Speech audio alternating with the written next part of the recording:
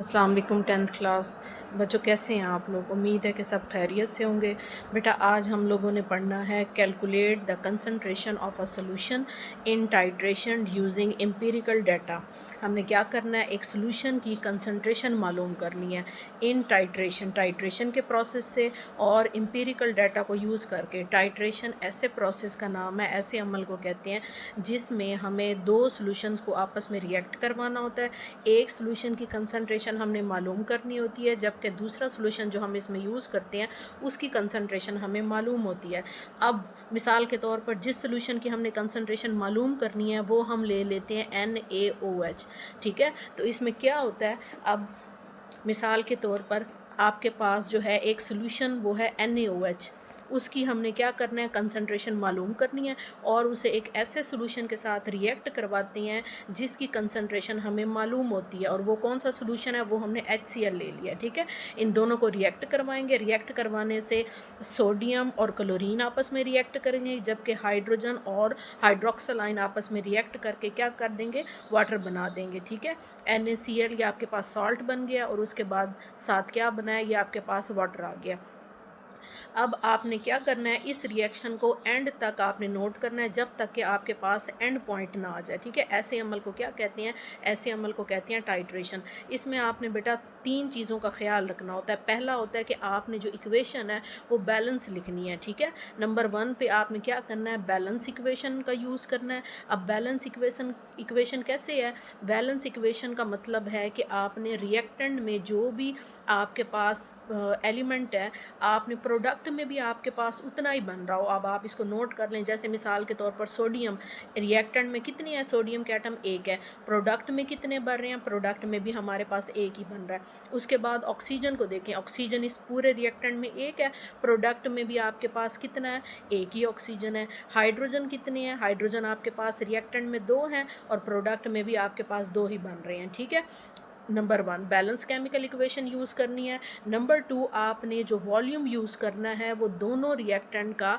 आपको मालूम होना चाहिए। ठीक है ना, वॉल्यूम नोन, सोडियम हाइड्रोक्साइड का भी वॉल्यूम पता हो और साथ HCl का भी पता हो। जबकि तीसरे नंबर पे जो चीज़ आएगी वो क्या है, एक की कंसंट्रेशन जिसकी मालूम करनी है, जो दूसरा होगा उसकी कंसंट्रेशन आपको मालूम होनी चाहिए। ठीक है, यानी कि आपने एक ऐसा सॉल्यूशन यूज़ करना है जिसकी कंसंट्रेशन आपको मालूम हो। ठीक है बेटा, तो आपने इस अमल का नाम है टाइट्रेशन। अब हम पढ़ लेते हैं कि यहाँ क्या लिखा हुआ है। The concentration of solution can be determine by टाइट्रेटिंग।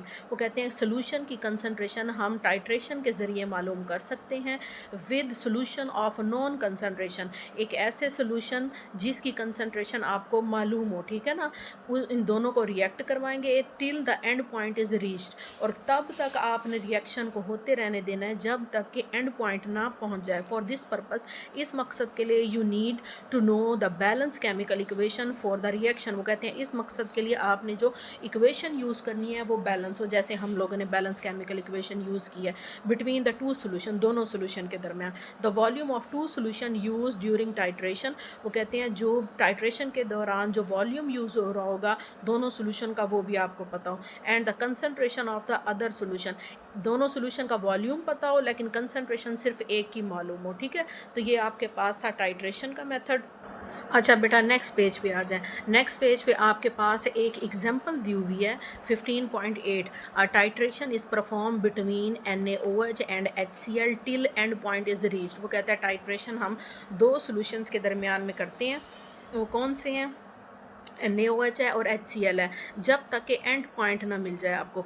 15 centimetre cube solution of sodium hydroxide having a molar concentration of 0.5 mole पर डेसीमीटर क्यूब इज़ यूज्ड। अब देखें, पिछले लेक्चर्स में मैं आपको बता चुकी हूँ कि सेंटीमीटर क्यूब क्या होता है, आपके पास होता है वॉल्यूम है, यानी कि सोडियम हाइड्रोक्साइड जो ये है जिसकी कंसंट्रेशन अननोन है। ठीक है, सॉरी, सोडियम हाइड्रोक्साइड की कंसंट्रेशन मालूम है, सोडियम हाइड्रोक्साइड का वॉल्यूम हमने 15 सेंटीमीटर क्यूब यूज़ करना है।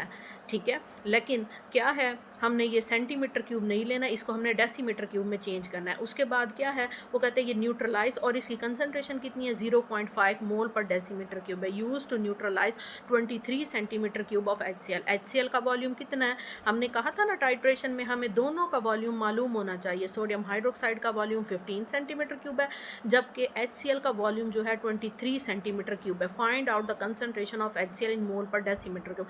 आपने HCl की कंसनट्रेशन जो है वो मालूम करनी है, सोडियम हाइड्रोक्साइड की कंसनट्रेशन आपको मालूम है। अब इसके लिए आप क्या करेंगे, इसके लिए बेटा आप लोगों ने अच्छा बेटा आपने सबसे पहले क्या करना है, आपके पास जो सोडियम हाइड्रोक्साइड का वॉल्यूम है वो है आपके पास सेंटीमीटर क्यूब में 15 सेंटीमीटर क्यूब।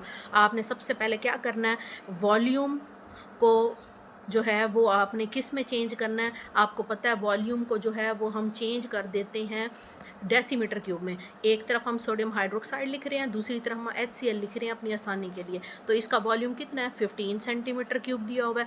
अब मैंने आप लोगों को बताया हुआ है कि सेंटीमीटर क्यूब की बजाय हम डेसीमीटर क्यूब में लेंगे, क्योंकि उन्होंने जो है वो हमें कंसनट्रेशन जो दी हुई है वो डेसीमीटर क्यूब में दी हुई है, इसीलिए आप क्या करेंगे इसमें डेसीमीटर क्यूब यूज़ करेंगे।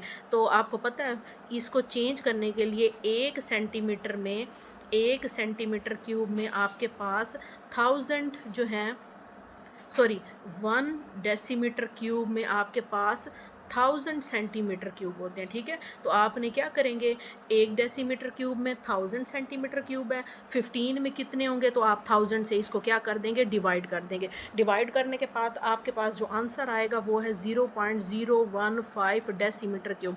अब सोडियम हाइड्रोक्साइड का वॉल्यूम जो है वो चेंज हो गया और वो क्या बन गया है, वो डेसीमीटर क्यूब में चेंज हो गया। उसके बाद नेक्स्ट उन्होंने सोडियम हाइड्रोक्साइड की क्या दी हुई है, आपको कंसनट्रेशन दी हुई है।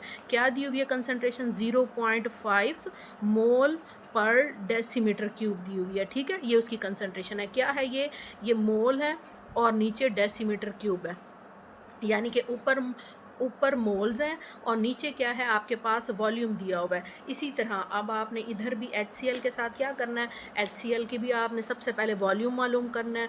वॉल्यूम ऑफ HCl आपके पास कितना उन्होंने दिया हुआ है, वो आपको दिया हुआ है उन्होंने 23 सेंटीमीटर क्यूब। लिहाजा अब इसको भी चेंज करने के लिए क्या करेंगे, डेसीमीटर क्यूब में चेंज करने के लिए आप 1000 से डिवाइड कर लेंगे, तो कितना आंसर आपके पास आ जाएगा, ये आ जाएगा 0.023 डेसीमीटर क्यूब, ठीक है। अब ये दोनों ही चेंज हो गए हैं, HCl का वॉल्यूम भी आ गया आपके पास, और HCl का वॉल्यूम भी आ गया और साथ आपके पास NaOH का वॉल्यूम भी आ गया।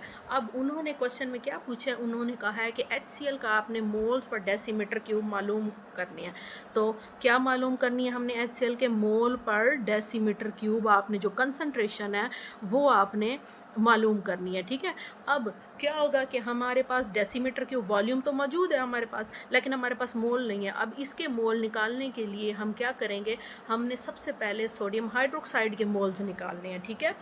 सोडियम हाइड्रोक्साइड के मोल्स निकालेंगे, फिर हमारे पास HCl के मोल्स निकलेंगे। अब आप बताएं बेटा, अगर हमने मोल्स निकालने हैं तो मोल यहीं रहेंगे, और जो वॉल्यूम है डेसीमीटर क्यूब हमारे पास कितना वॉल्यूम आ गया डेसीमीटर क्यूब में 0.015 आई है, और मोल्स पर डेसीमीटर क्यूब की कितनी हमारे पास जो है कंसनट्रेशन आई हुई है 0.5, यही आपने यूज़ करना है, ठीक है। मोल्स मालूम करने हैं आपने, डेसीमीटर क्यूब आपको मालूम है वॉल्यूम, वो आपने उसकी जगह पे लिख दिया और इक्वल टू 0.5 आपके पास आ गया। अब आपने मोल्स को मालूम करोगे तो मोल्स यहीं रहेगा, जबकि ये आपको पता है मैथ में जो चीज़ डिवाइड हो रही होती है जब वो इक्वेशन की दूसरी साइड पे जाती है तो वो क्या हो जाती है, वह मल्टीप्लाई हो जाती है। 0.5 मल्टीप्लाइड 0.015 ये मल्टीप्लाई हो गई है, ठीक है। अब आप इसको मल्टीप्लाई करेंगे तो आपके पास आंसर आ जाएगा 0.0075 मोल्स। ये किसके मोल्स हैं आपके पास, ये हैं मोल्स ऑफ NaOH, ठीक है। ये NaOH के आपके पास मोल्स आ गए हैं। अब आपने इस बैलेंस केमिकल इक्वेशन की तरफ आए, ये हमने इसमें स्टार्ट में मैंने आपको बताया था कि ये हमारे पास है बैलेंस केमिकल इक्वेशन।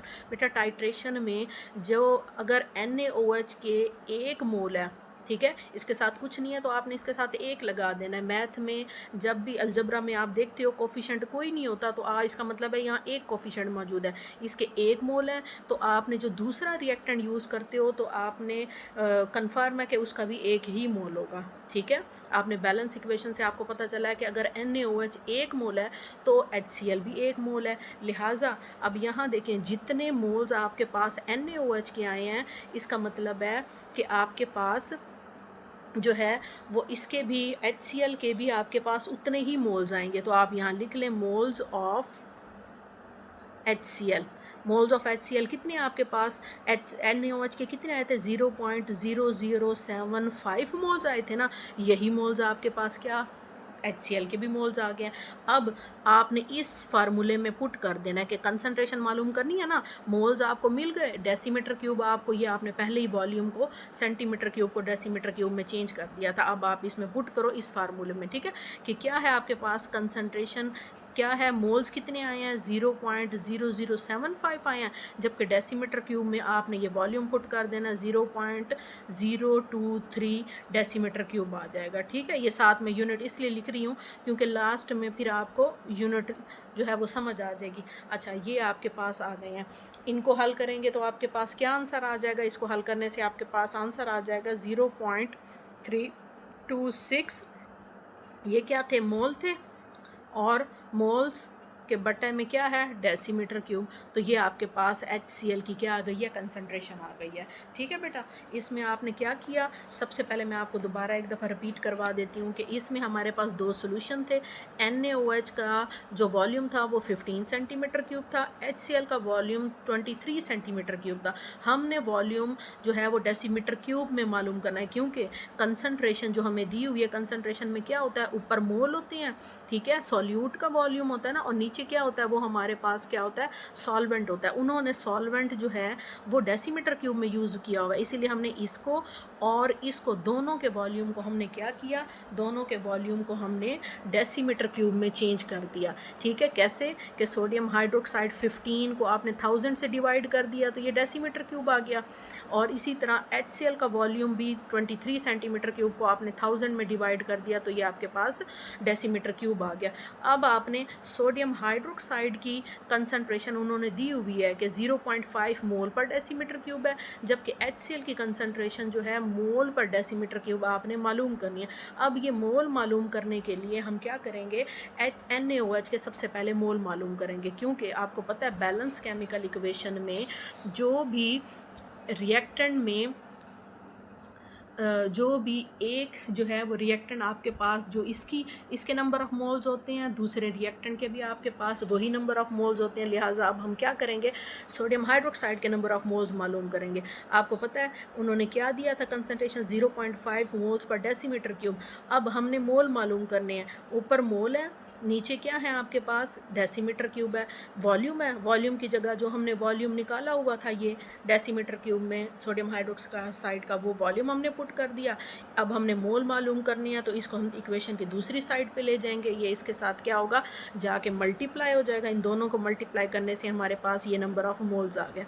अब आपको पता है जो सोडियम हाइड्रोक्साइड के नंबर ऑफ़ मोल्स होंगे, HCl के नंबर ऑफ़ मोल्स भी वही होंगे। ठीक है, हमने उसको देख के सेम वैसे ही लिख दिया कि हमारे पास HCl के नंबर ऑफ़ मोल्स भी यही हैं। अब हम कंसंट्रेशन मालूम करेंगे। कंसंट्रेशन का फार्मूला आपको पता है, कंसंट्रेशन का फार्मूला क्या है? Moles per decimetre cube. Moles की जगह मोल्स लिख देंगे, डेसीमीटर क्यूब की जगह जो हमने वॉल्यूम निकाला हुआ था HCl का वो लिख देंगे हम। ठीक है, उसके बाद हम डिवाइड करेंगे, ये आपके पास इसकी HCl की कंसंट्रेशन आ गई है। ठीक है बेटा, तो ये जो है बहुत इंपॉर्टेंट टॉपिक है, इसको आप तैयार करें अच्छी तरह। ये एग्जांपल्स जो हैं ये अक्सर पेपर में आ जाती हैं, तो इसके साथ अपना ख्याल रखिएगा। अल्लाह हाफ़िज़।